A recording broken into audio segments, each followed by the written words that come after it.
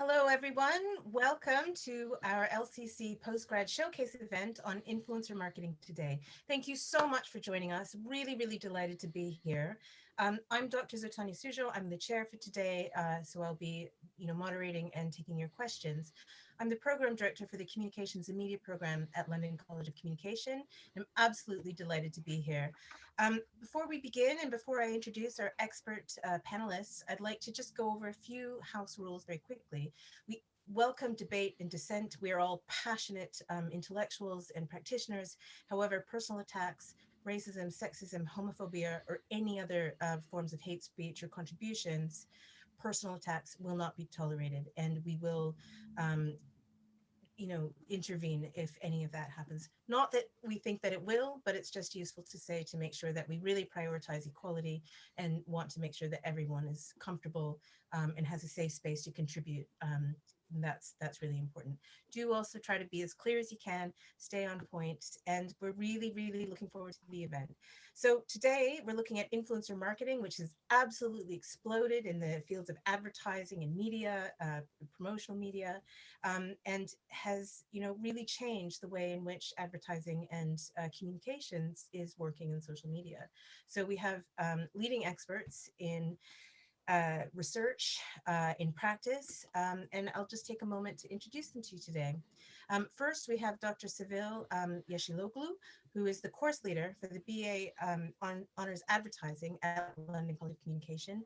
Servil is also an Associate Fellow of the HEA and a really enthusiastic researcher and lecturer. Her own research covers digital aspects of advertising and online harms, as well as brand-related content, influencer marketing, and social media usage. Scott Guthrie is a professional advisor on influencing marketing. He's a conference speaker, guest university lecturer, top 10 blogger, host of the Influencer Marketing panel, and has written a number of chapters for business books, as well as topics, as well as work on the progressive public relations.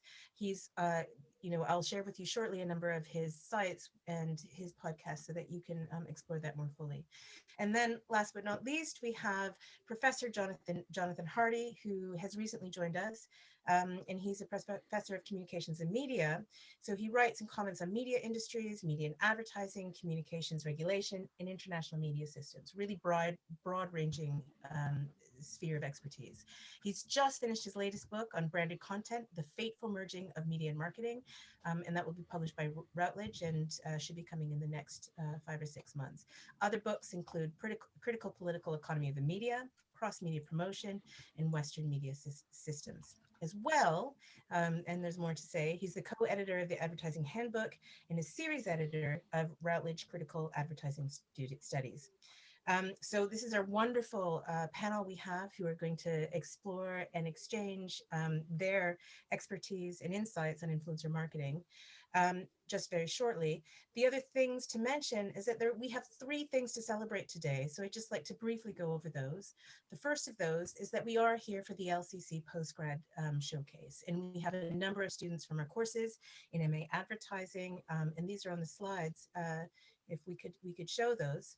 On MA Advertising, and also the MA Media Communications and Critical Practice. So please do check out our students' work. They have done fantastic jobs. They've explored in really critical and interesting ways identities, brands, culture, contemporary events, and even the impact of the pandemic on how we consume and how we share and how we communicate. And this is, across both of those courses. So it is worth taking the time to look and be impressed by the wonderful work that our students are doing. So there you can see on the slides the names of the students who've contributed and the links to their course-specific showcase. The other exciting thing we have to announce is that, led by Dr. Jonathon Hardy, we have a new research hub. So there's the Branded Content Research Hub, and this is an exciting new hub to bring together research and practitioners, as well as showcase all sorts of publications and activities that people across University of the Arts London are doing. Some of the key activities are listed there, including, new investigations in terms of industry, surveying the state of play for professions around branded content, reviewing regulation and governance, as well as looking at what needs to be done to understand this rapidly changing area in industry and academia. And lastly, of course, it's about looking at how educators and education can best provide exciting new kinds of training and support for our students and practitioners. And lastly, the last thing we have to celebrate is the launch and publication of a new book, which is edited by one of our panelists, co-edited by Dr. Servil here. And this is Influencer Marketing, Building Brand, Communities, and Engagement. And also Scott Guthrie has contributed a chapter as well. So it's a really exciting book, which marks all sorts of new kinds of insights on influencers, marketing, brands, and engagement. So noting those three areas that we do have to celebrate, thank you so much for joining us. And what I'd like to do is turn over to Servil, who will share with us some of her insights based on her recent research and how she understands the state of influencer marketing today. Okay, thank you, Zoe, and I'm so happy to be here. And as Zoe mentioned, I'm one of the co-editor and contributor for Influencer Marketing, Building Communities and Engagement book.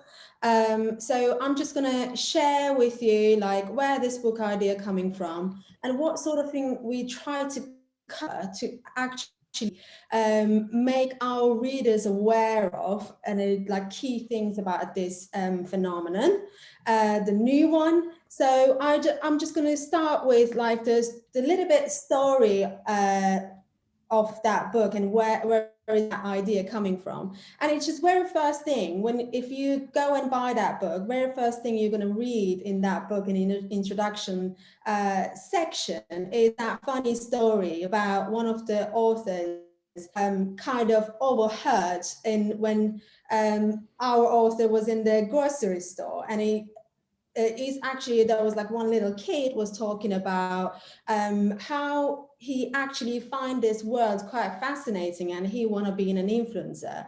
But it's actually one of the things, it was so important what this little boy said.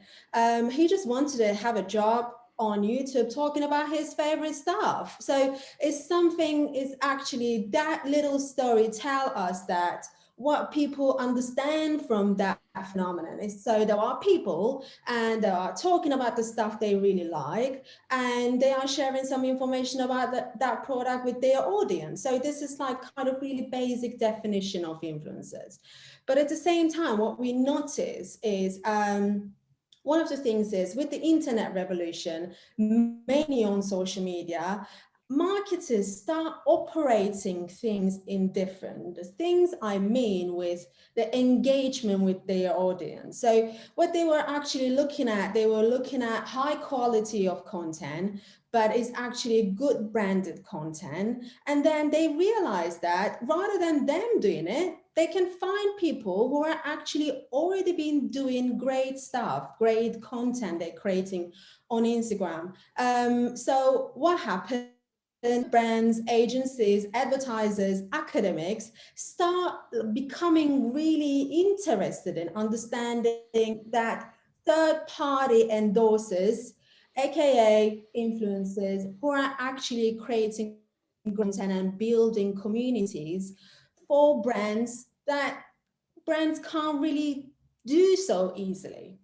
So it was the initial thoughts we had when we come out with that book idea.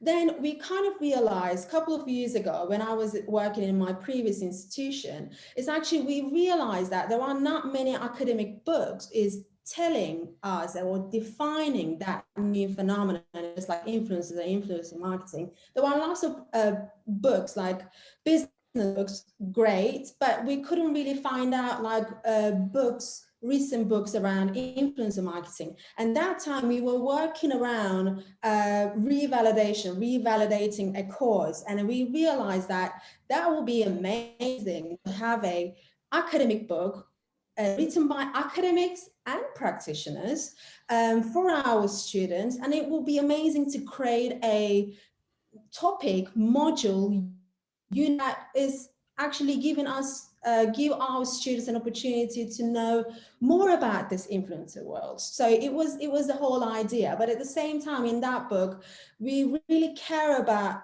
showing our students, our readers, practitioners, academics, students, lecturers, to show that those models, those academic concepts is actually linked to real life examples. That's why each chapter, we make sure that each chapter has case studies from Joey Wicks till Kylie Jenner. So each chapter have this like great sections around how this concept theories is related to real life examples. So, and we know our students really care about that, really want to know that connection.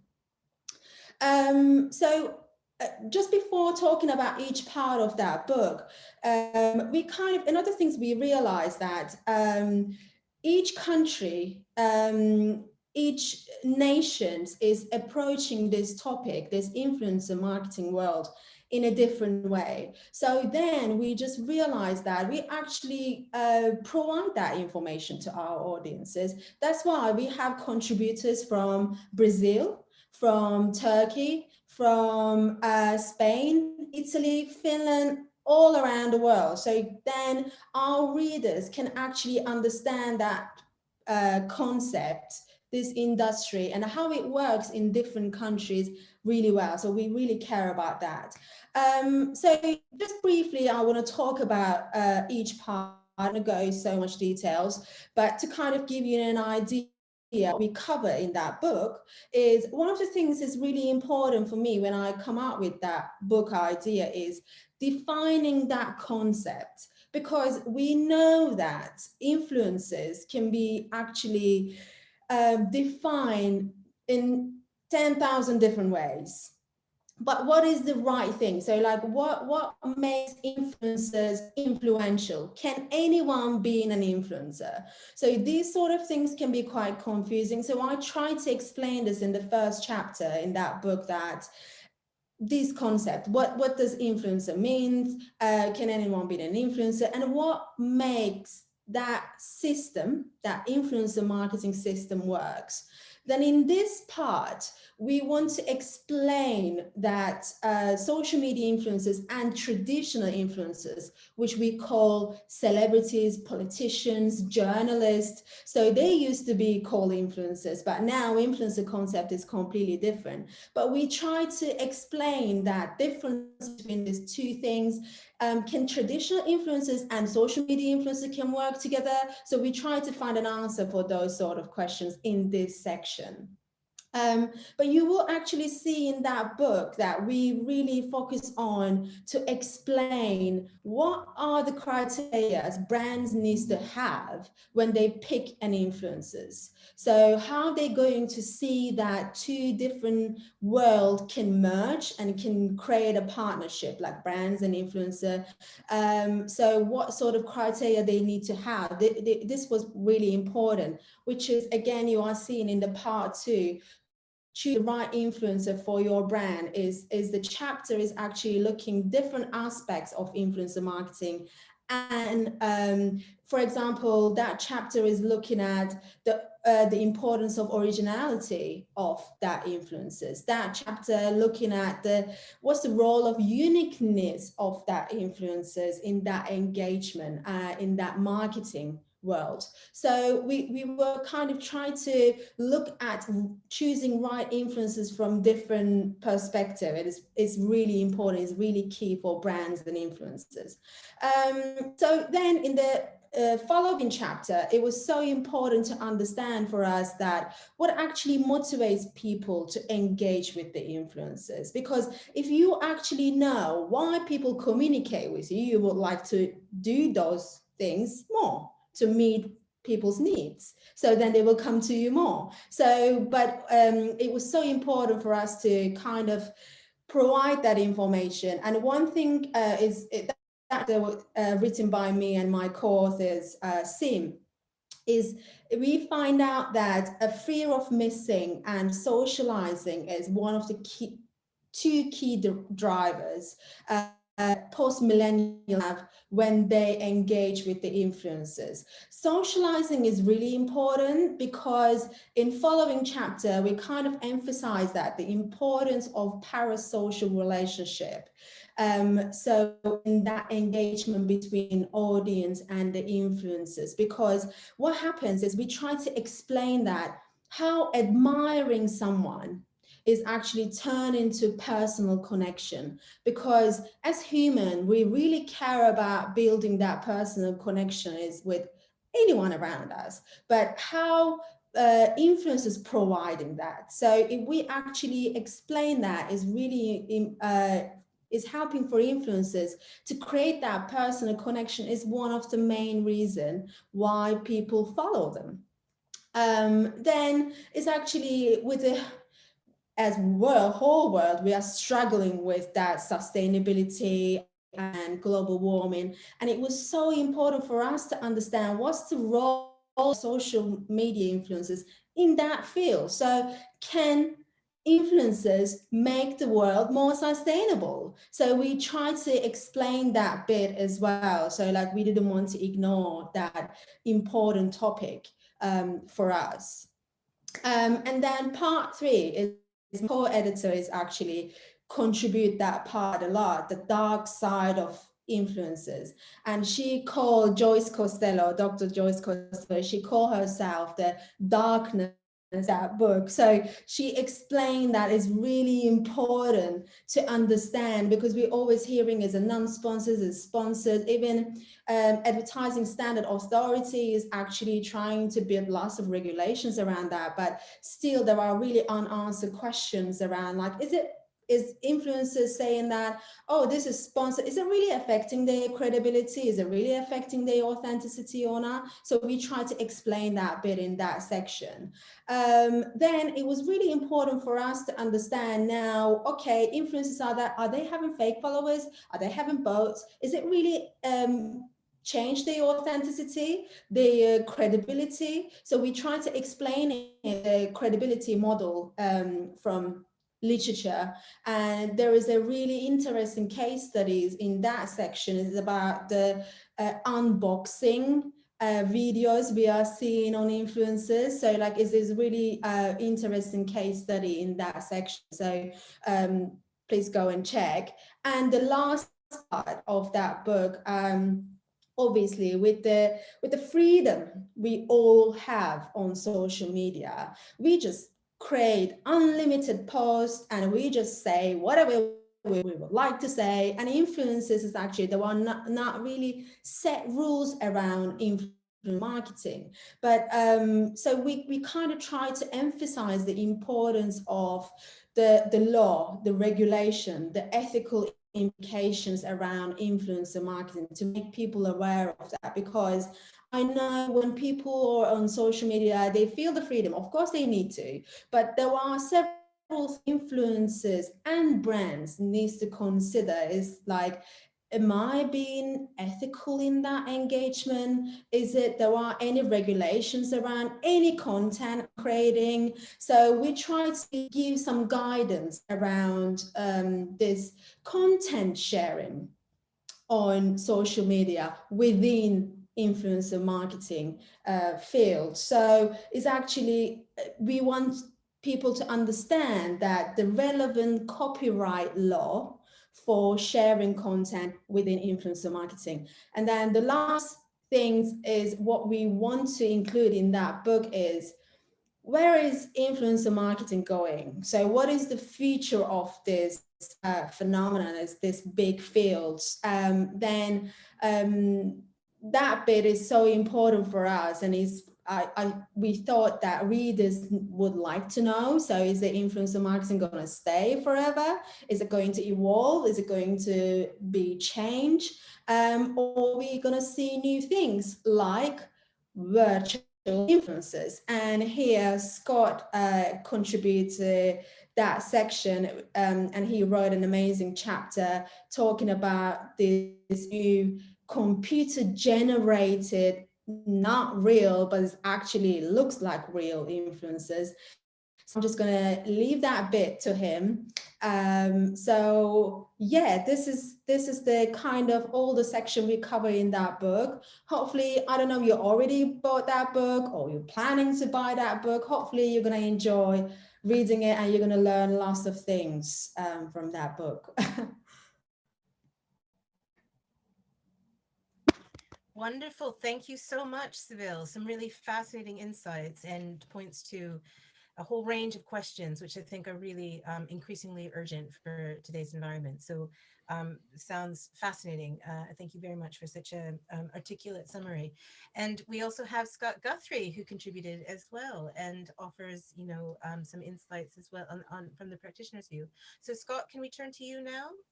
Yeah, well, yes, of course. And thank you very much to the London College of Communication for inviting me. And thank you very much to Professor Jonathon Hardy for extending the invitation to me. I've got around 12 minutes to cover very briefly my experience in assessing influencer marketing campaigns and my chapter, Virtual Influencers, in the New Routledge book, contributed to and co-edited by Dr. Servil.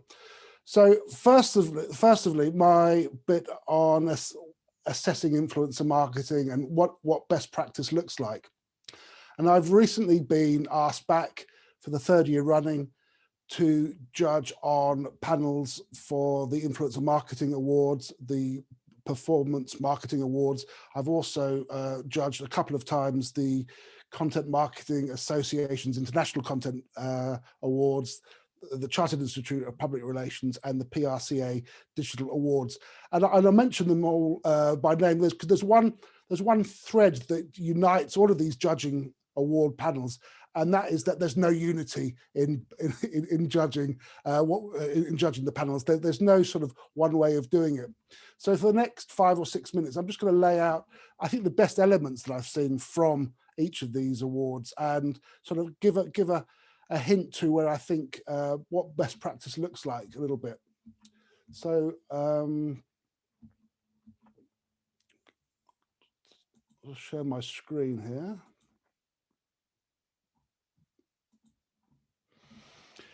So last week, ISPA, which is the Society for British Advertisers, they held an event reset, and Peter Duffy, the CEO of Money Supermarket and the president of ISPA, he gave a talk and was quoted saying, as advertisers, we need to evaluate media and to demonstrate that we're improving the efficiency and effectiveness of it. And for me, there are three sort of key words here. There's evaluate, there's efficiency, and there is effectiveness. And I think, I think 5 years ago, I contend that there was a paucity of data within influencer marketing. And I think a lot of decisions made by practitioners were made on hunches, on gut feel. But I'm wary now, as we start on 2021, that the pendulum may be swinging a little bit too far in the other direction towards a deification of data, possibly at the expense of creativity. And rather, I think it's really important that the two coexist, that creativity and effectiveness and efficiency coexist with each other, and that efficiency isn't the stick that beats everything else out. Because I think as consumers, we recall the creativity of an advertisement, but as marketers, we obviously need to ensure that we understand the objectives of the brief and that we can measure success against it in a timely manner as well. So what does best practice look like? And I won't spend a huge amount of time on this, but I think that I've just sort of chunked it down into 6 elements here. When reviewing and judging a campaign, we look at the brief and the objectives. What was trying to be achieved, and by whom, and to whom? Who is the who? And what were the KPIs, what were the key performance indicators upon which to measure success, and ideally to include a budget as well, because there's some amazing campaigns that have come through in the last couple of years, which have had colossal effects, but with minuscule budgets attached to them, and conversely, big budgets and not such exciting results. So to try and look at the brief and the objectives. Secondly, the insight, the research, the big idea, the insight that was formed from research, not a race into getting the biggest influencer or the influencer with the highest reach, but getting some insight, some research behind what excites the audience and what is likely to change their behavior or to change their opinions on something. What is that nugget of new information, that insight, the challenges to overcome, the technology to be used. Then we look at creativity and innovation. Have we seen this campaign before? Is this just a rebadged version of something that was a success last year? Is it a templated campaign, or does it nudge the industry forward just a little bit? The imagination and the originality of the content. This is the inventiveness of it. And then we look at the activation. Often influencer marketing works best when it is part of a wider integrated communication campaign. So how does this creativity fit? How is it delivered, and where does it sit? So it might sit within advertising, or it might sit within marketing, but is there a public relations element of it? Does it start with the influencer? Is that the influencer right at the heart of this program, or is it on the periphery? And I think increasingly we are moving from influencers being kind of an afterthought towards influencers pushing forward creative endeavors. And we're seeing them being used, the creative content being used in other applications as well, whether it's out of home, whether it's a point of sale, whether it's in store, or whether it is on social media. So there's a repurposing of this as well. And then, of course, to reuse that line from Winston Churchill, no matter how beautiful a strategy is, you occasionally have to look at the results. So how has business outcomes, have they been affected positively? And again, we're looking beyond the vanity metrics here. We're looking beyond reach. We're moving beyond reach and beyond even intent metrics. These are the engagement rates. These are the swipe ups. These are the number of vouchers that are downloaded. These are the number of direct messages that have been received. So that gives us more of an indication than reach or theoretical reach, moving towards intent, but ultimately looking to impact metrics. And impact metrics are the number of sales, for example, or the improvement in revenue. But I think that influencer marketing has a wider calling just beyond selling product. So it might be the number of lives saved. And we've seen, for example, in last year, various governments and the World Health Organization and the United Nations working with influencers to carry important messaging around coronavirus and social distancing.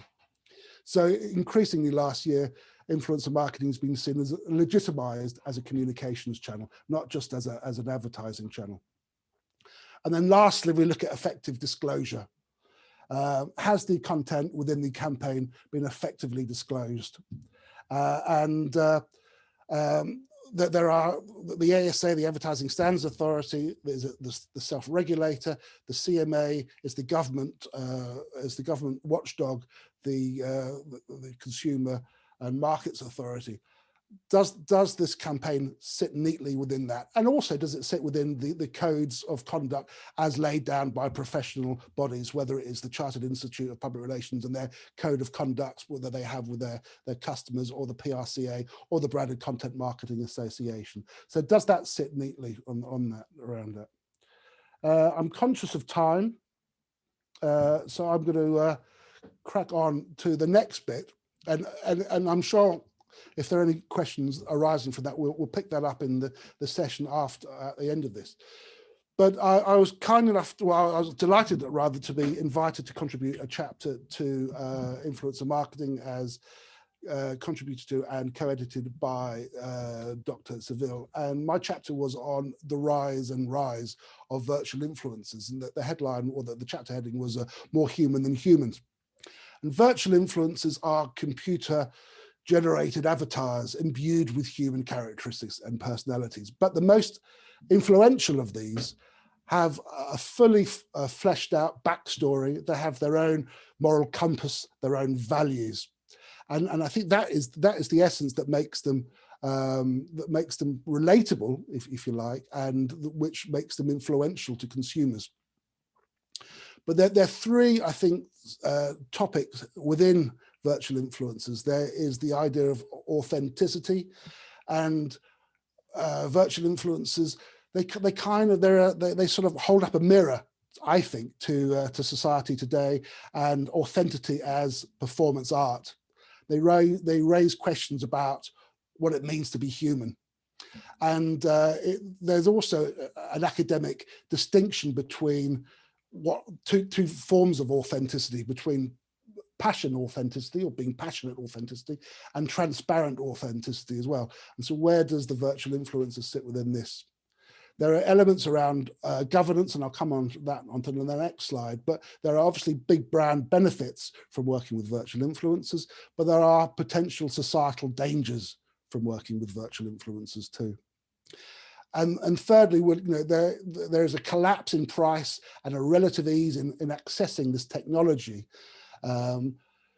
which means that we'll see a lot more of these virtual influencers, and they're really hitting the mainstream now. Little Michaela has been around since 2018. She's the most, I suppose, famous of the first iteration of influencers, virtual influencers. There are many more that have come in their wake, and only a few months ago, IKEA worked with virtual influencers as well. But I think we'll see a lot more because of this compression in terms of price and access to technology, but also the way as consumers or as society we interact with the internet. Away is going the keyboard, and in is coming voice activation. And the next iteration of virtual influencers, they'll be unshackled by pre-scripted animation paths. So at the moment, you've got humans that are writing the answers.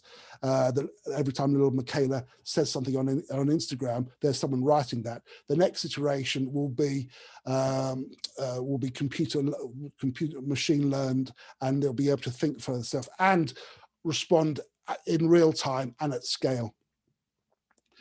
So a word or two about governance. So very, very briefly, brands benefit from working with virtual influencers because of they can be guaranteed on the brand aesthetics. They know that a virtual influencer will always follow the brief to the letter.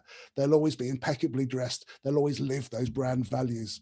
And brands benefit from logistics as well.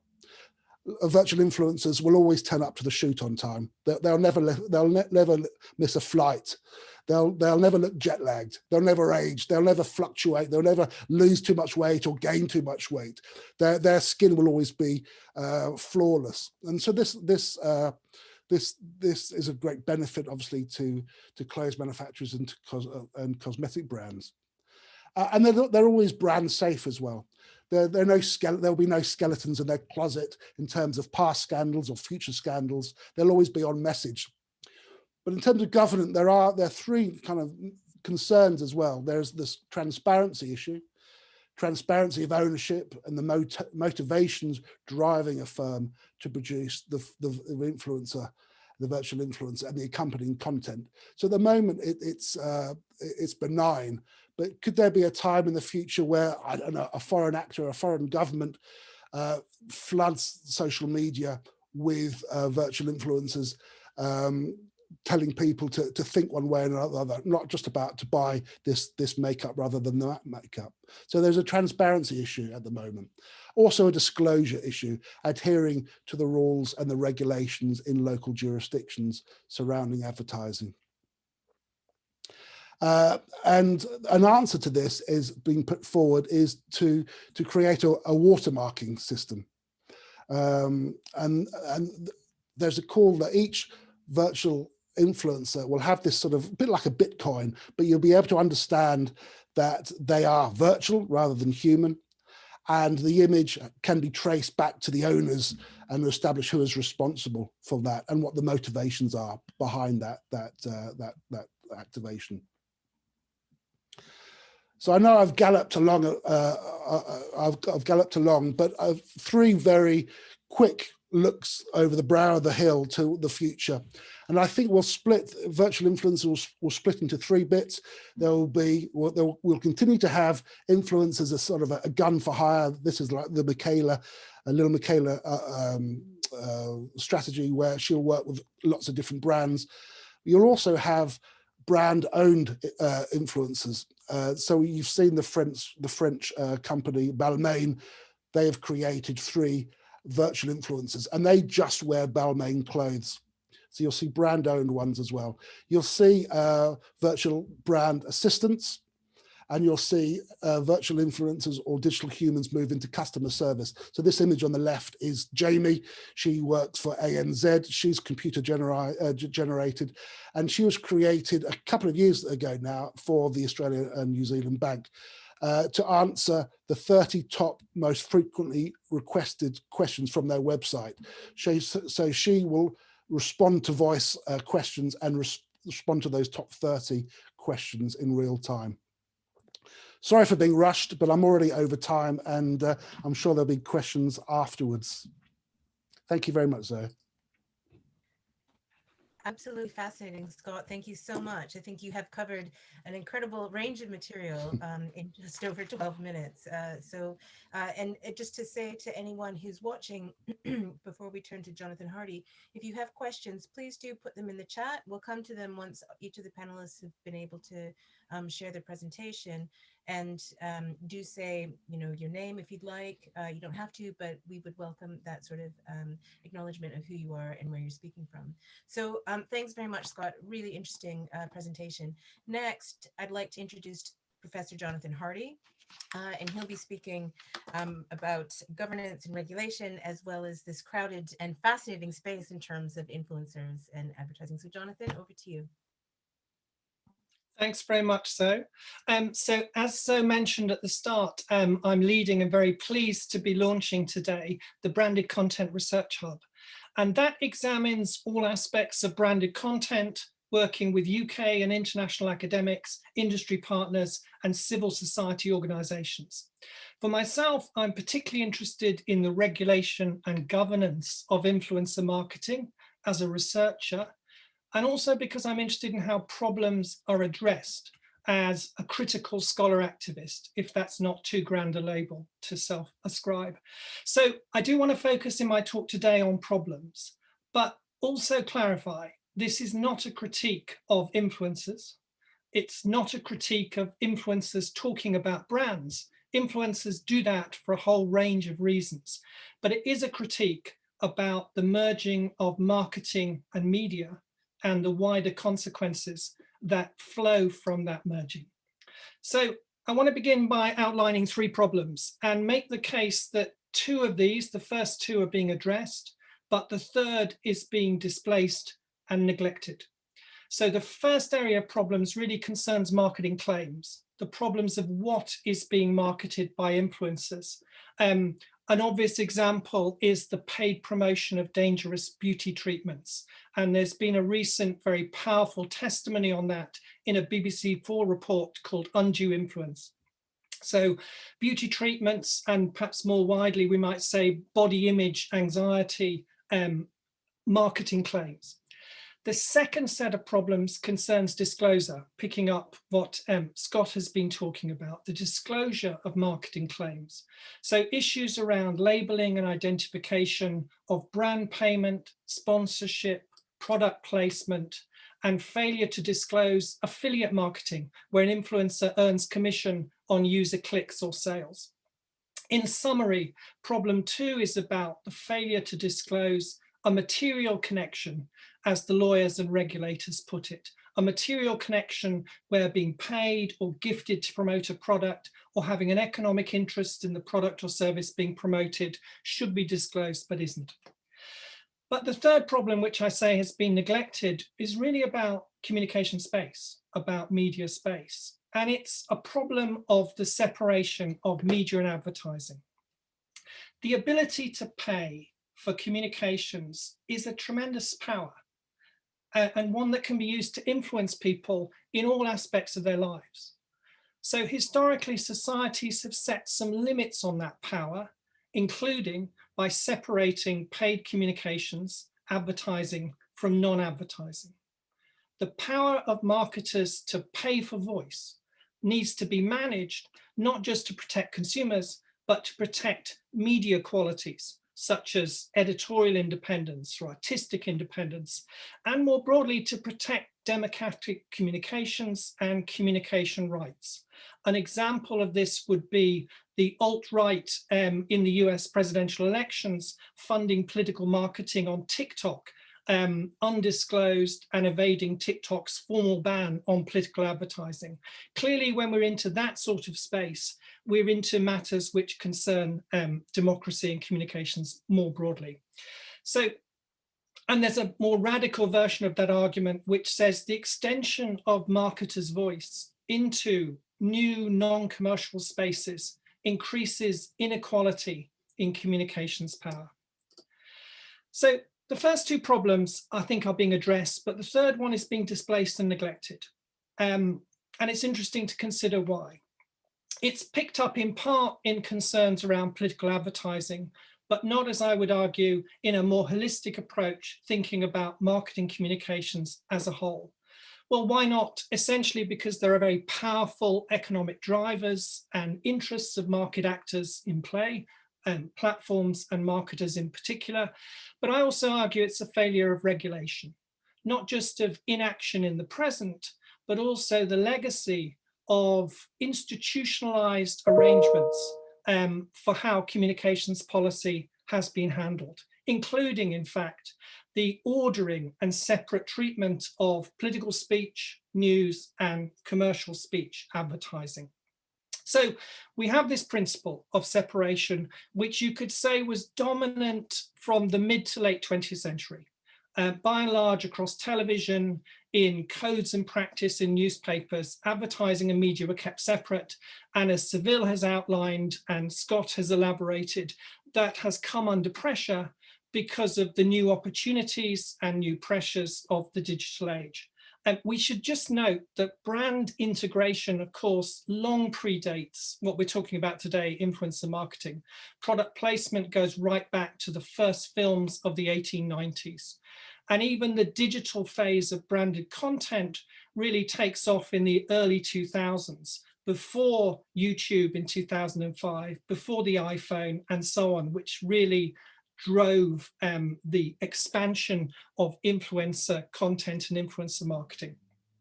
So it's been a moment of technological advance, of regulatory uncertainty of how to deal with these changes, but also perhaps of market liberalism, and crucially, a shift in frameworks which governed relations between professional media actors, media and advertisers, towards new actors and interests such as non-professional bloggers. So a kind of space, a regulatory space was opened up, which we're still working out how to address. Okay, so on to regulations. Really, to sum up this area, we can say there's a principle which stays, which has been there at the beginning and is still present, which says, and it's a consumer welfare principle, we should know when we're being sold to. It's a principle of recognition of marketing communications. That stays, but it sits alongside a shift from keeping advertising separate towards integration. So it's summed up in the position that advertising can be integrated into content, can go native, can be camouflaged, but should remain recognizable. That position and some of those contradictions, some of you may have seen, is wonderfully satirized by the comedian John Oliver on Last Night Tonight. He shows an image of a deer hunter wearing full army camouflage and represents marketers' position as saying no one could mistake this camouflage outfit for foliage, and that hunted animals, aka us users, can tell the difference. Deer are so smart, satirizing the conception of the savvy consumer. We've seen regulatory action since 2015, when in America, the US Federal Trade Commission issued new rules on native advertising. I'll just highlight one aspect to give you a flavour of what's happened. I added up all the cases and proceedings that have happened since those new rules in 2015, and it's 51, which cover the whole area of endorsements, influencers, and reviews.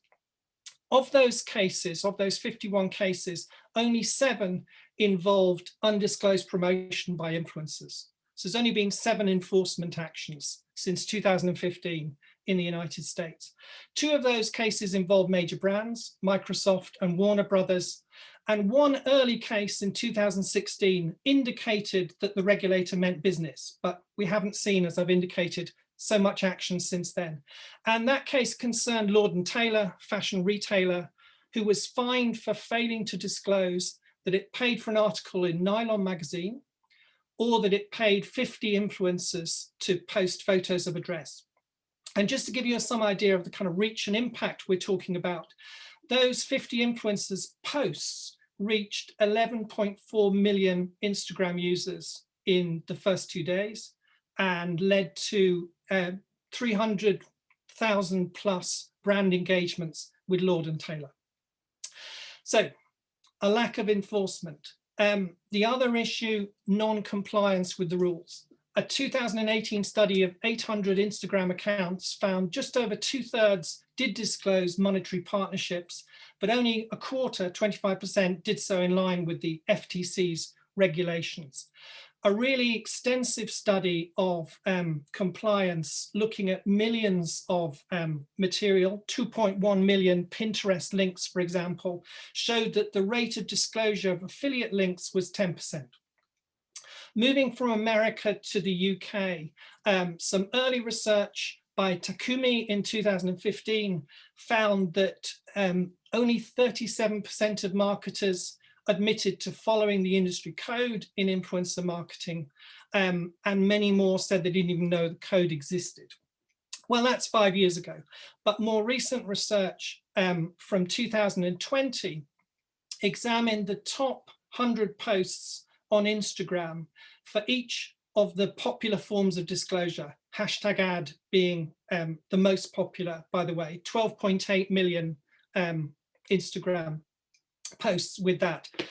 And this study found that only 5% of those posts put disclosure clearly at the top as required by the regulators. 76% hid the disclosure from view, 12% hid it in comment sections.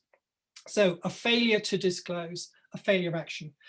So I've summarized some of the problems. In the UK in particular, we've had separate regulations governing advertising, the press, editorial and public relations.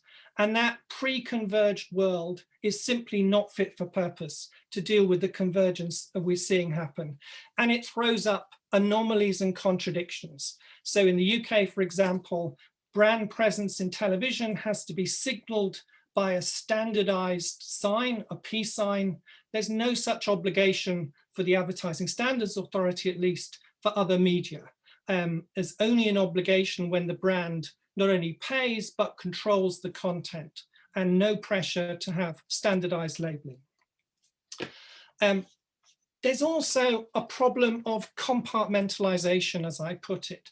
We've seen in recent years that a number of concerns have come to the fore: political advertising through Facebook and Cambridge Analytica, an inquiry into the business fortunes of the press, the Cairncross inquiry, calling for a review of advertising because of the money slipping from publishers to Facebook and Google, but not addressing, for instance, influencer marketing or brand-sponsored content.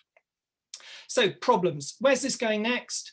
Well, in December in the UK government published a follow-up to its online harms white paper. And to give you an idea of what I've been arguing, which is relative neglect and compartmentalization, and there's one mention of influencers in an 83-page report.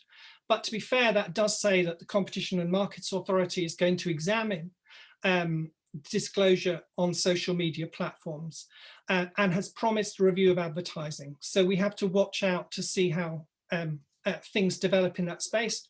Perhaps more promising in Europe, there has been more policy integration, a high-level expert group investigating fake news in 2018 proposed that platforms should ensure that sponsored content, including political advertising, is appropriately distinguished from other content. So a sign of things coming together. And we just saw at the end of the year, the proposals in Europe for a Digital Services Act and a Digital Markets Act, which seek to develop a single set of rules, harnessing on the one hand, economic growth and competition for industry, but on the other, as they put it, a safer digital space in which the fundamental rights of all users are protected. So of course, we await to see how the balance between those two forces works through and prevails. I'll just finish by summarizing what I think is needed to inject as policy proposals. Digital media literacy, yes, most certainly. We should be aided to clue ourselves up and help clue others up. But the burden shouldn't be shifted to the user, not least because the deal making going on behind influencer marketing is opaque, unless and until it's properly disclosed to us. I argue we need more standardized labeling, not perhaps single labels, because we've got to cater for the rapid changing in forms, formats and platforms, but more standardization, better enforcement. There's a discussion, an interesting discussion about having fixed penalty notices. Why not use automatic detection to generate automatic penalties and fines? Although there's a risk in doing that might target influencers themselves and ignore the bigger players in this world, the agencies, marketers and platforms.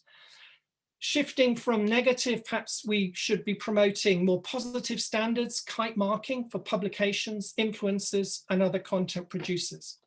Going deeper, interesting calls to put pressure, as I say, on those bigger players in this space. In America, one of the Federal Trade Commission commissioners, Rohit Chopra, has said precisely that. He said, let's stop going after individual influencers able to post about their interests and tackle the advertisers who are generating this activity and the platforms that are promoting it. And I would argue, going deeper, we need to think big and beyond the compartments of different kinds of marketing practice and think about the disclosure of all sources.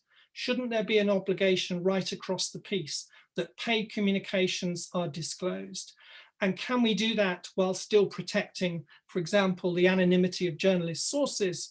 In other words, move towards disclosure, but do so in a human rights framework. Just to say one word to finish, what are the prospects for any of those proposals coming through?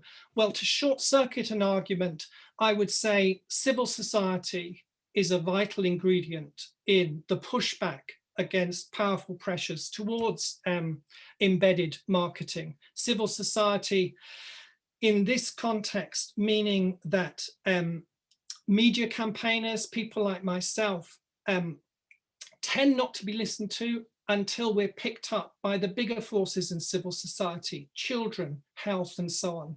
And I would say that we might be moving in that direction. It's not yet particularly well developed, but that's the way it's going. The final thing I'd say is a lesson, I hope, to the audience of students and others. We know that the platforms don't particularly listen to academics. But they do listen to the media. So when academic researchers, including student researchers, can get material out into the media directly or via their connections with civil society, the platforms and the powerful interests in this space do listen. So I think that's a really encouraging message to take away. Whatever you think about my analysis or recommendations, you're here because you're interested in the quality of communication environments. So I hope you will get value from this talk, but also from the Branded Content Research Hub activities, and join us for those activities this year. Thank you.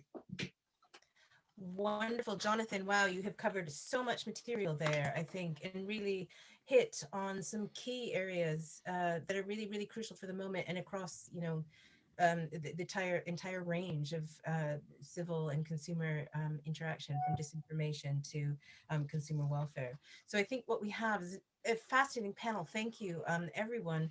I also think that this panel shows the importance of the Branded Content Research Hub, you know, particularly to bring all sorts of voices together on these very current and changing issues. Now, again, to anyone who's out there watching, if you have any questions, this is the time to ask them. So do put them into the chat, and very happy to relay them to the panelists on your behalf. Do include your name and where it is you're from, if that's something that would be that you're willing to do. And while we wait perhaps for people to absorb, I think, because there has been so much information, I think I have two questions which I'd like to ask. And one is particularly, we are here for our postgrads to celebrate their work as well. So the first question is really about, you know, we've looked at influencers from many different perspectives, how it's changing the market, you know, markers of quality and the rise of virtual influencers, fascinating.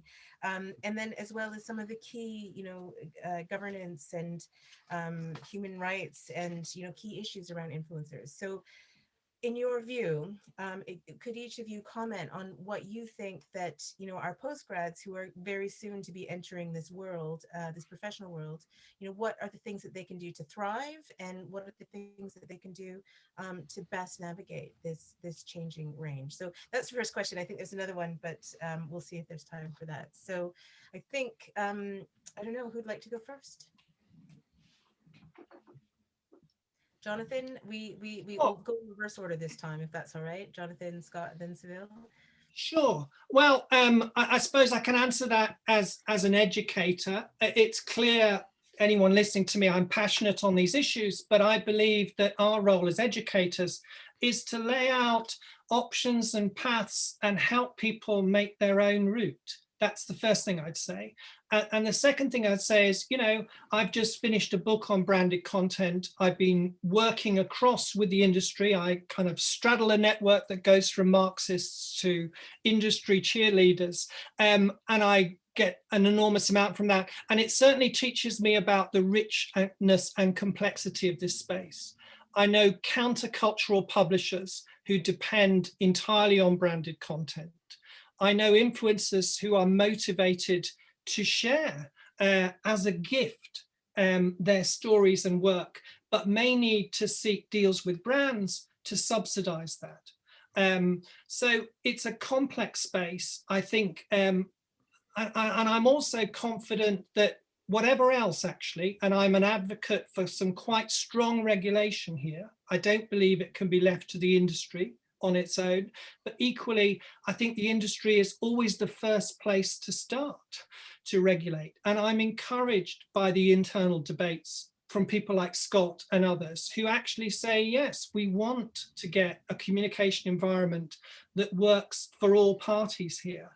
I may be skeptical about how those interests can be ultimately aligned, but I think that effort is very important and promising. So I'd encourage students to embark on the difficult path, which is a hugely difficult path of situating themselves. We live in a world where brands are going to be the major partners of arts and communication. I think that's unavoidable. Not the only ones, but major partners. So how to navigate that and stay true to other values and purposes is a challenge we can only help by discussing. Excellent. So knowledge in that sense and criticality is an important tool in how it is that we can go forward. Yeah. Thanks, Jonathan. Very wise advice. Scott, what's your view? Well, global advertising spend is, according to WARC, is about $557 billion. Influencer marketing is about $10 billion. So why would you specialize in that? And I think you have to look at the growth rate to answer that question, and it's 20x the size it was 5 years ago. So it's not the size it is today, it's the size it is tomorrow and the size it was yesterday. It's a strong trajectory.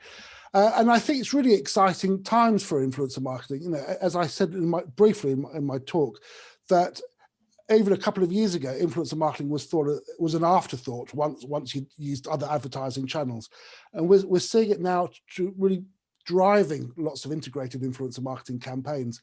So within that, you know, there are lots of places you're very well position to then branch off into different areas as well. And we're also seeing that the discipline, the overarching name of influencer marketing, there are lots of subsets, lots of sub brands underneath that, whether it is B2B influencer marketing or employee advocacy or it's social media advertising, lots of different elements within that. So I think it's very well placed to, you know, to be expanded. Because what very, very quickly, what is the alternative? Sadly, we're not sitting down and reading a newspaper cover to cover. We're not listening to the radio. We're not watching free-to-air television. We are engaging with social media. And when we turn to social media, we're looking for those influencers to help us sort of cut through the clutter, if you like, and make sense of brand messaging and make sense of the world. Well, thank you, Scott. Very interesting, and I think that that's nice to sort of look at perhaps what might be positive. And Servil, what's your view? And we do have questions rolling in, but we're fascinated to hear what you've got to say, and then we'll turn to some of the other questions. Yeah, so I think in the class with my students, I always say that it's really important to understand like how to be creative and how to come up with a creative idea. It's the same thing for influencers as well. It's so important that like they should be creative, innovative, like Scott just mentioned in his talk. But then we can't ignore the fact that influencers are the people is actually need engagement, and to create that engagement, need to understand the consumers, what they want, what sort of content they like. But at the same time, we understand the brands as well. So like brands, consumers, and influencers, they all integrated. And I would definitely, in the class as well, I always tell my students, before you do anything, just make sure you know your audience. So then think about it strategically. Then your creativity will make more sense. Your strategy will make more sense. Your campaign ideas will make more sense for you. So it's the same thing for influencer.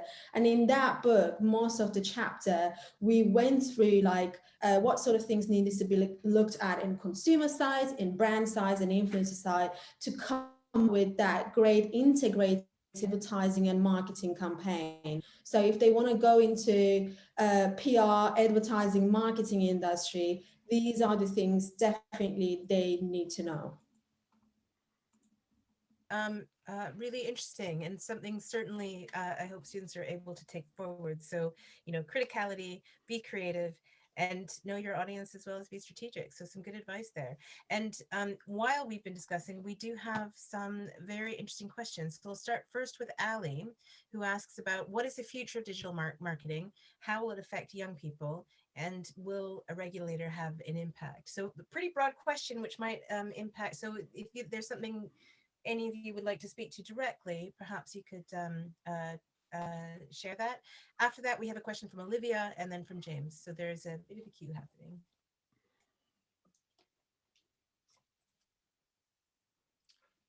I'll say something on regulators though.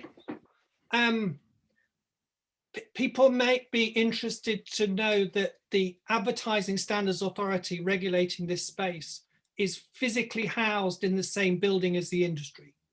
I've been careful in my book to not use an American label called regulatory capture, which refers to a regulator which is captured by the power of the industry it regulates.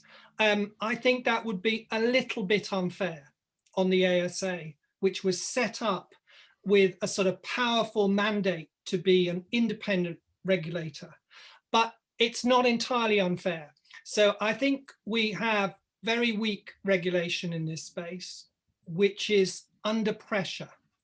But it's under pressure on both sides. It's under pressure from an industry who, as Scott says this is the direction of travel. This is our way forward. Integrated advertising. Don't, for God's sake, come in and limit and overload and overburden us. So I would say, in answer to the question, I think the regulator has some resources. It has these principles which guide it, their assets, but it's under great pressure from the industry. And whether it acts in a more effective way will depend on the pressure from society. I've said civil society in my speech because I think we do have power as individuals. You know, the market sends signals. Users get organized and get involved in boycotts and campaigns. That all has power and influence, but it's not enough.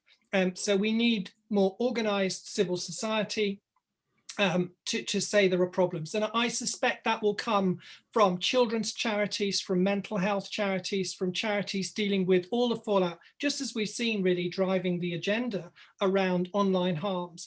But it hasn't yet caught fire to really attend to this space of marketing. But I hope it will. Thanks, Jonathan. Very interesting.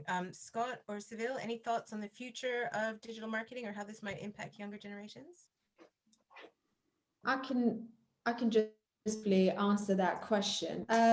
So with the marketing and the future of marketing, I would just say the future is bright, but maybe stakeholders' roles and power is shifting. So it's kind of the power was in brands' hands before, and now we are seeing that power is shifting toward consumers' hands. That's why that building communities, understanding consumers are getting more important every day. So it's definitely that's why we are seeing the importance of brand content, not just traditional advertising we've seen on the TV. We are seeing the importance of the new way of product placement. Like now Netflix is refusing to do the advertising and including advertisement in their concept, if you like. Now we are seeing more creative product placement, so seeing more branded content, native advertising. So we should definitely, I would definitely suggest anyone who want to go into that digital marketing field, look at those creative bids and it just try to learn from that, and it just see how you can add more value on these things, because now we are seeing ad blockers a lot. People don't want to watch TV, radio, like Scott just mentioned. So then how we can actually come out with the alternative, and for young generation, think about how you can communicate with people directly in a more creative way. So yeah. Bill, interesting. Scott, any thoughts on the? Yeah. I mean, Jonathan and Servil have answered it beautifully. Don't have much to add, but just to underscore, what's the alternative? We're not going to go back to traditional media. We're only going one way. And if we look at the wider picture, for the last 10 years or so, about 0.07% of GDP has been spent annually on advertising. For the first year, 2020, the crosshairs moved over from analog to digital. In the next 3 years, about 70% of all advertising spent will be on digital. So it's only going one way. Having said that, and to echoing parts that Jonathan has been saying, look at big tech and look how that, I think Biden is got big tech in his crosshairs. He's looking to break it up. Look at Australia, what's happening with Google threatening to pull out of search in Australia. Look at Facebook saying they're going to pull up stumps in Australia because they don't want to pay the local media for holding their content. So there'll be a big upset in the next few years. We'll need more regulation, but we need someone to stand up to big tech, and there hasn't really been someone before on that. Again, I think that's a big issue, and there's a few questions really who are talking about big players. So I think, Jonathan, this question, we'll go to this question, which is for you, and then there's some other, there's many more. I think people are really thinking about some of the issues that you're raising. So thanks. This next question is mostly for Jonathan. So exactly in terms of the big players being more accountable, surely influencers who are aware of what they're doing, is there more to be done in terms of their accountability? And is it ultimately influencers' labor that's the influence? So, and maybe that's not just you, Jonathan, perhaps, but maybe you'd like to speak to that first. Sorry, say that just last bit about influencer labor. So it's a question about thinking about accountability in terms of the big players, and I guess the tension between influencers as active agents and their labor that is the influence. So how does that work? How does that balance work in terms of the big players and the role of the influencer as influencing? Well, as I say, I think the FCC commissioner, because the FCC is going to do an investigation, or has announced at least, into endorsements, saying in effect, we're too weak.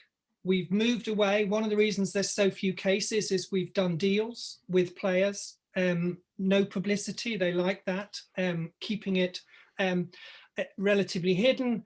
And we've gone after small influencers because they're the visible part of this. So he's arguing for quite a deep reset to place obligations on big tech platforms. I'm completely with that. I mean, to put this in broader terms, we've had the regulation of modern communications. Each new communication came to a settlement for its governance to balance commercial interests and public interests. And I think we're living through a long phase where that hasn't been settled in crucial ways and in crucial terms for modern communication. So we have the private power of platforms that's been ungoverned, their ability to remove themselves from claims of being publishers, which was sanctioned and enforced in US regulation and kind of exported worldwide, is under pressure and strain. And so it should be. So my philosophy is very simple. If you're big and you have communication power, you should be subject to obligations. And if those obligations don't work at the level of self-regulation, then there has to be enforcement on behalf of society. So that would be my approach.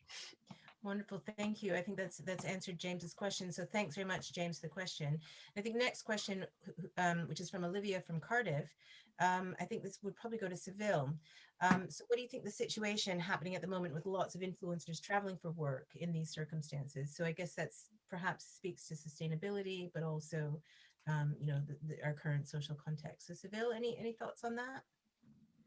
Yeah, so it's kind of like, since we've been in that lockdown, there were, I think, influencers find themselves in lots of troubles in that sense. So there was just like traveling for work to Dubai, and there were lots of issues around, like there was some influencers put themselves in trouble around essential product, and they were just like advertising during lockdown, so they were kind of making fun of those like essential shopping. So it's I think it comes to that point that, like, in every industry there was some scandals like this, if you like. That's why I think regulations, ethical implications are the key.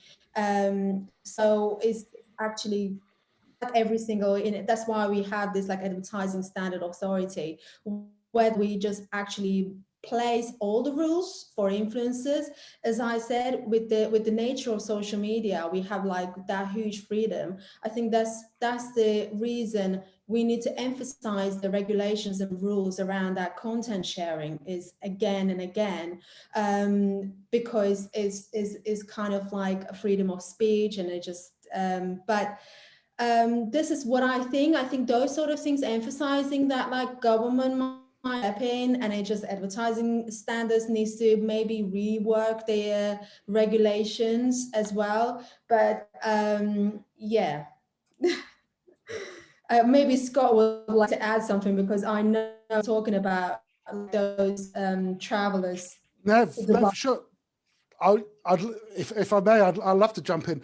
Well, first of all, a shameless plug of my podcast, the Influencer Marketing Lab, because last week I spoke about it at length with a guest of mine, Mark Dandy. And I think the issue of influencers, and I use that, I'll come back to that word, in Dubai, is interesting for three reasons. I think first of all, they weren't what I would call influencers. They were reality TV stars, and I think they misjudged the public sentiment completely. I think they were tone deaf, lacking in skill, lacking in understanding of audience and the content sentiment, and that latches on to something that Servil was saying about know your audience, and they misjudged it completely. I think, although more broadly, it opens up questions about what is an influencer, and is it and I think there's this widening gap now between an understanding of a reality TV star and a social media influencer who has spent time and years crafting their level of expertise and nurturing their community, rather than a TV celebrity which I call them, I've termed them banjo influencers, because they bang another influencer job out without due regard for their audience or for the brand that they're sponsoring. They know they've got 18 months of time in the sun, quite literally here in Dubai, and then they will sell anything to anybody for that time, and then they'll cease to be famous. And I think it's unfair to sort of lump them all into the same bucket as these people that have spent time nurturing their community and crafting a skill. Very interesting. And sorry, there was one very, very, very quick last one. Yes, I mean, it's bad, and it makes for great column inches in the Daily Mail. But, you know, did you know that Madonna traveled to 5 countries in 3 weeks over Christmas and New Year with her 4 children, picking up the 5th children in London with a private photographer, with her boyfriend. Yes, and we heard about that on the 12th of January, and then we just didn't hear about it. The Dubai story has gone on for a month, and that's partly because the mainstream media has a downer on influencer marketing, and that's a topic for another discussion, but it's not quite like for like. Celebrity and pop stars isn't treated the same necessarily as these are upstarts social media influencers. That's fascinating, and I think there's something really interesting about, you know, symbolic power in that differentiation, and how it is that different kinds of symbolic power is responded to. Fascinating point. Now, this question, I think the next one comes from Mel Self, and this is directed to everyone, but I think, Scott, it'd be useful to start with you. So the comment is sort of about the fascination and a little bit of being disturbed by the development of virtual influencers. And the question particularly is asking the panel, and I think it would be useful to start with you, Scott, to place these figures in historical context in light of the legacy of long-running advertising characters like Aunt Jemima, Betty Crocker, and the recently retired Uncle Ben, which is, I think, you know, a really interesting juxtaposition. So thanks very much, Mel, for that. So that's the first part. And the next part is, how does ethics and regulation of constructing and ventriloquizing fictional characters for marketing, how can that be navigated? So well, these are fascinating questions, and possibly I'll have to think about them for a lot longer than the time that we've got. I think that Little Makia is a part of a very long lineage that we've had, and you can trace it back to Fritz Lang's 1927 film Metropolis, for example. So, you know, it's part of a long lineage. You know, and I suppose you could have thrown in you know, about Tony the Tiger as well, and the Gollywog on for jams and all of those sorts of things. Where are we heading? I think it's a moment in time for culture, and it's drawing on where we are today with Little Makia. And I think, you know, Microsoft created some machine learning a few years ago that would learn, and I can't remember the details very much, but can learn on its Twitter handle, and they had to dismantle it after about a day because it was learning all this hate speech that was directed on it from Twitter. So, you know, humanity is where it is. Where are we going in the future? I think there is a misunderstanding that virtual influencers aren't regulated in the same way that humans are, and that goes back to an earlier question: shouldn't influencers and brands, you know, they're culpable? But actually, there's a sponsoring brand somewhere that is pulling the strings and putting money in and trying to get a message across, and so they're culpable. And so Little Makia is under the same regulations, the ASA and the CMA, the FTC in America, as any human is. But But you know, we can tell in this situation, we can tell little Michaela is computer generated. We won't in the next iteration, certainly not the iteration after that. And that goes to the point about ethics and governance and compliance and having a potential of having a watermarking system. So you know that it's not human, it's a virtual human, so that you know who owns it and you know the purposes driving why that person owns it. You're on mute, Zoe.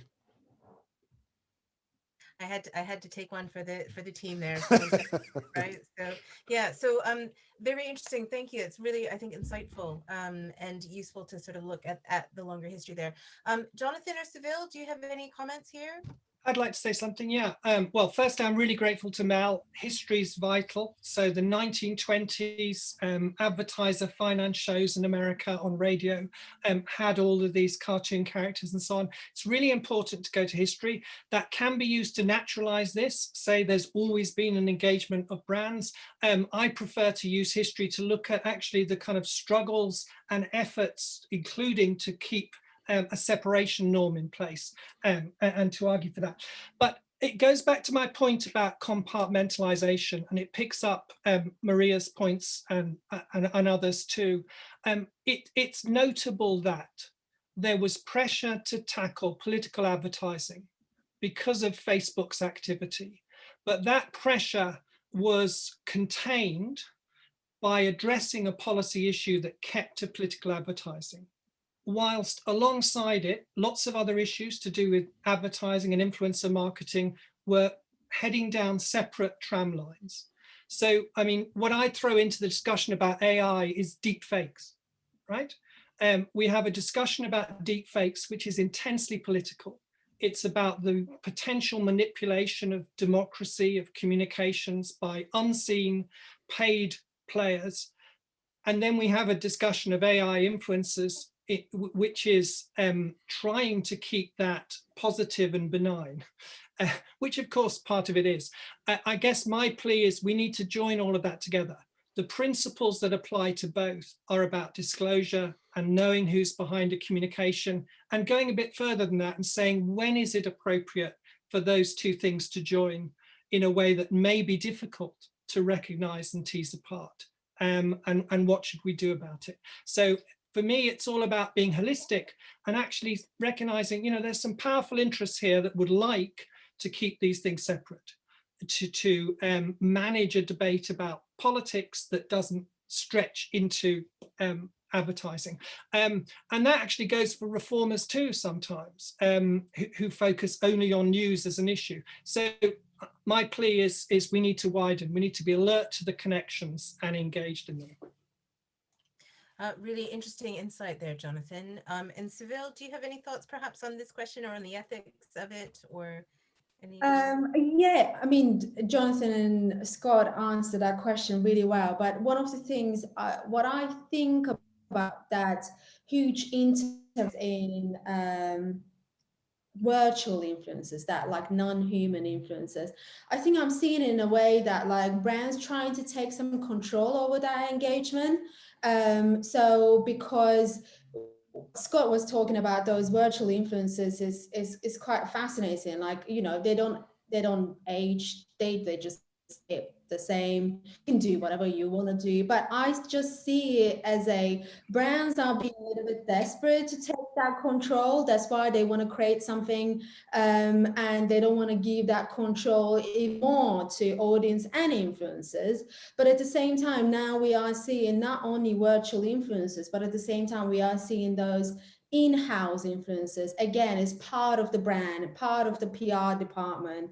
So they just select one person, and that person only work for that brand, and as part of that brand, who knows brand's values and mission, who will listen what brands actually tell them to do. So I'm just seeing those sort of things as just brands are being a little bit desperate to just take the control because they are losing it. So yeah. And that's also a fascinating insight, which I think ties together a number of the themes that you brought together. So thanks for that really compelling question there. There's a question from Neve Shaw, and this is, where can we find the recording for later reference? And I think if anyone is interested in that, there will be recording. It is being recorded now. And I think that we'll have to let you know where that is. is when we can. So we will let you know. There's also, I think this is the last question, unless anyone else in the audience has something that they would like to add, there's still time to do that. So please do put it in the chat or the Q&A.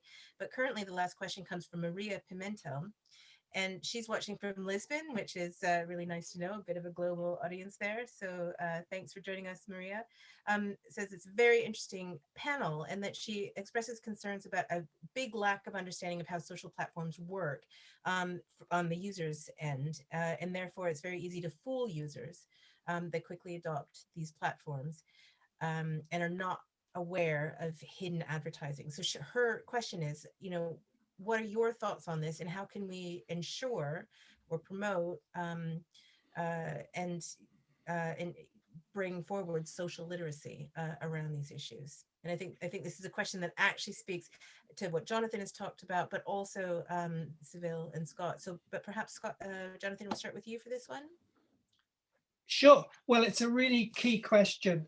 Sometimes the debate hinges around how much users know and whether they're being patronized, who's speaking on behalf of users. Those are important issues. But for me, fundamentally, it's about a potential power imbalance. If we don't know important ingredients of a communication that we need to know in order to fully understand it and decode it, that's a power imbalance. So for me, it needs to be addressed by tools. And a range of tools, because this is a complex, fast-moving world. So I think media literacy is a really important component and we should be promoting it. It's a key role for us as educators and actually for everyone to recognize their kind of ambassador role. Actually, everyone listening to this debate is here because you're connecting to questions about how do we share the tools. So I'm all for that. But I think, you know, sometimes the debate shifts as if the burden should go onto the consumer, which is really a nonsense in this particular space, because we're not party to the transactions and deals that are being formed and that are coming up in front of regulators. So yes to social media literacy, but we need more tools. I'd just finally say, you know, all the evidence suggests that people overestimate their capability to decode, both the young and adults, and the research it flatlines really in showing that a small percentage of people recognize and decode native advertising. So I do recognize this is changing. Older people like me need to listen very hard to the data about the young and digital natives and really absorb that. It's changing, it's shifting. There's plenty of support for embedded advertising and so on, but there's still a failure to recognize it, which goes right through, including to the young. I think that's so powerful to recognize the imbalance between users and platforms and being able to have insight into the transactional costs. We did get one more question, and this is actually from a first-year BA advertising student. Before we turn to that, Scott, did you want to? I have something very, very briefly. Yes, we need to do better, and we need to, you know, educate, and that dovetails very neatly with what Jonathon was saying about media literacy. It's not all down, you know, boo-hoo hiss for influencer marketing, or comparatively it's not. According to Ofcom's Media Lives report from last year, published this time last year, more children know and understand how influencers get paid than they do to how the BBC is funded or how Google search works. As in the advertisements in Google search. So, you know, we need to do better, but, you know, it's not, there is, you know, it's not all down for influencer marketing. That's a really interesting point, Scott, and I guess also points to the importance of doing current research, especially with young people. So other questions have come in. I don't think we're going to have time to answer all of them because we are at 5:30 exactly. But perhaps we could take just very, very briefly as a very last word, the question from Marina Greco, who is on the first year advertising course. And she asks, and this is going to be difficult to speak briefly to, but do you think that influencers are promoting unrealistic lifestyle in terms of wealth, and that this is going to have a negative impact? And I think this is actually probably a really pressing issue that many young people are concerned with. So in very briefly, are each of you able to quickly comment on that before we'll need to conclude? Jonathon? Sure, I'll wrap up all my comments. So can I also, I just note Mel's point, and we haven't talked about race, but can I just add that in? There's some wonderful research by Sophie Bishop, which looks at the prevalence of what she called a kind of Bambi doe-eyed influencer. So, you know, the structuring and stratification of beauty, of presence, it is a really important issue. It's a complex field. I think blogging and influencer marketing has been a really creative space for excluded voices and excluded actors. So we're working with Black women blogging networks and other creatives who have really taken to influencer marketing. So it's a complicated field, but I would say, you know, the stratification that goes on offline is very much present online and throughout influencer marketing. So those are really big issues. And just on Marina's, I'd simply say, you're absolutely right. The truth is the issues that will ultimately capture social interest and attention are not the ones I've been raising about disclosure. They are about influence. What the public is most concerned about is how that power of influence is used. So all these issues of promoting consumption and lifestyle, body image, mental health, the kind of responsibility that comes from commanding audiences, picking up Scott's point, far bigger than are watching children's television on BBC is colossal. So it's a really key question. We don't have time to discuss it fully, but very good. And then Scott, would you like to comment? And then Servil, you can have the last word. Very, very briefly, it's a huge question, and a hugely important question. And talking about virtual influencers, there are a ton of virtual influencers that kind of project an unrealistic feminine form, whether it's shape of body or shape of face, and you use the expression doe-eyed eyes. So that's a huge point. I think in terms of I think there is a movement now, moving away from not what you look like to what you've got to say. And I think there is a lot more of social activism, certainly with Gen Z, that Gen Z increasingly go through an internal checklist before they before they buy or interact with a brand. And part of that is, do I align on values? And so they want influencers to talk to them, to their values, not just are they holding the product up, and they want to believe in something. Time is of the essence. That's my bit. Wonderful, thanks, Scott. And Servil, any last comments on that question, or Mel's comment? I just want to say, Morena, thank you. It's a really interesting question. I'm so happy when I see my students just like asking questions. So one thing I would like to say about this like unrealistic life, and it's kind of like, I agree, obviously, what John and Scott said, but now with the new generation, they are more aware of like what's real, what's not real. Yeah, there is an impact, obviously, like they are creating something is not even real, but young generation can't really help to kind of get inspired by that. But at the same time, now we are actually seeing those influencers are not really creating that connection this young generation is looking for, because now they start realizing this is not real. But in the book, we were talking about that parasocial relationship, that creating that connection. And these sort of things is not really working anymore. It's still disturbing, but now with the young generation, they know that this life is not real. And the influencers who are not just showing the amazing part of their life, they are not just actually sustain that relationship, and they just disappear. Wonderful last comment. And so in closing, I'd like to first thank our wonderful panelists. I think you've given us a real, important insight into the complexity of this field and some of the key issues around influencer marketing. Absolutely fascinating. And then I'd also like to thank our audience, the people, our students, and all the people who've come along. Yes, absolutely. And asked these wonderful, engaging questions. Rebecca Bramall, who's also in our program team, says, fantastic event. Thank you. So I think I'm fully in agreement. And thanks so much to everyone for your participation. Thanks for our students who have done you know, fantastic work in the Postgrad Showcase. And yeah, that's all I think from us. So have a great night, and much more discussion and research to be done on this area. Thanks for the insights. Thank you you very all. much. Thank you. Bye. Bye.